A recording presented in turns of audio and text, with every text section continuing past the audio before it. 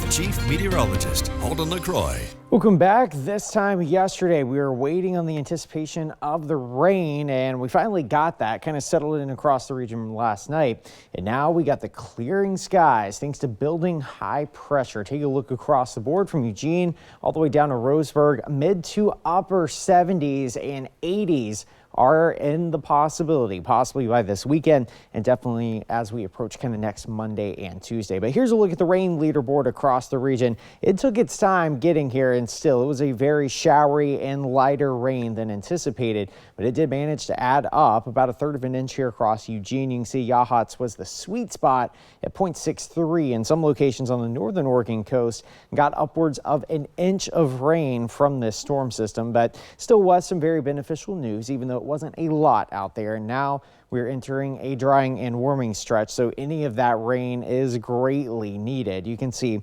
scattered clouds still linger across most of the region. We have cleared out a lot of those thicker clouds from this morning. High pressures trying to build in from eastern Washington, but you can see we're still locked between two different storm systems. Now, believe it or not, this guy right here is the one actually from this weekend. It is still hanging out across portions of Montana right now, produced snow across portions of Utah, and now here's this storm system that we had from yesterday. It's trying to make its way down along the California coast. So there's a bit of a roadblock in the upper levels of the atmosphere. High pressure locked over Texas is kind of preventing these guys from moving further east, and that's why we've been stuck in kind of this cool and also showery pattern since last week. But eventually skies will clear and they will warm, and as we kind of make this transition to a sunnier pattern, we're going to be getting some breezy conditions first thing tomorrow afternoon, especially for the coast and eventually spreading inland. Overnight tonight, maybe a little bit of patchy fog, and we are anticipating low clouds to kind of develop once again for Eugene down toward Roseburg tomorrow morning. We should still manage to get down into the low 50s, right around 49 degrees. Tomorrow afternoon back into the mid 70s, mainly sunny skies by the afternoon. We are anticipating clouds kind of streaming in through about lunchtime tomorrow and eventually starting to clear things out with those breezy afternoon winds. Timing things out, you can see some clouds trying to develop early tomorrow morning, mainly across the Willamette Valley down toward Roseburg and the Oregon coast. Notice as we head towards lunchtime, we get this weak front passing over the region.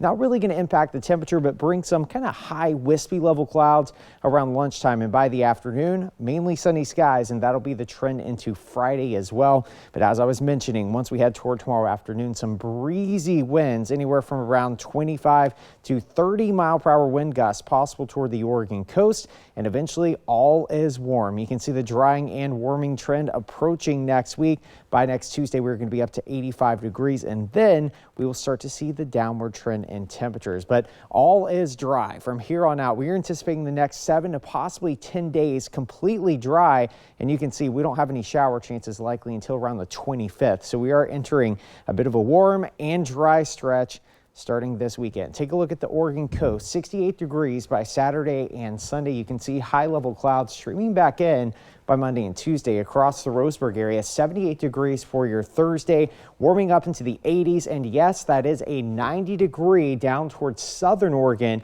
Areas of the Willamette Valley should stay shy of that by next Tuesday. Up into the Cascades, 60s, eventually 70s. But notice those overnight lows are still very chilly. And for Eugene and Corvallis, we'll call it about 75 tomorrow afternoon. But Jen, you can see we are making a run back up to 85 degrees toward next Tuesday. Luckily, it is short-lived. It's not going to last terribly long.